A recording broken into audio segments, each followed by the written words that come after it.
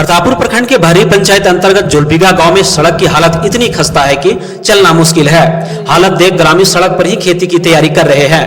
बता दें कि केसवा मुखपथ से जुलबिगा होते हुए माटी मेन रोड तक सड़क निर्माण के लिए जिला परिषद चतरा ने वर्ष 2020-21 में 98,90,600 रुपए का टेंडर निकाला था। 5 साल बीतने के बाद भी सड़क अधिकारियों से बात हुई थी, लेकिन फंड में राशि न होने का हवाला देकर काम शुरू नहीं किया गया। इससे विभागीय उदासीनता उजागर हो रही है। वहीं ग्रामीणों ने स्थानीय विधायक सांसद से पुनः निवेदन किया है कि उक्त सड़क का निर्माण जल्द से जल्द किया जाए ताकि ग्रामीणों को आवागमन की समस्या से निजात मिल सके।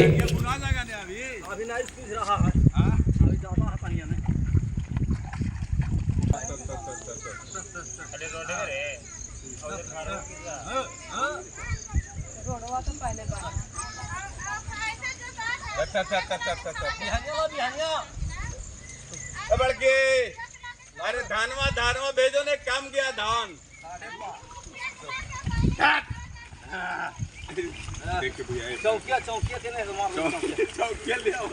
चौकिया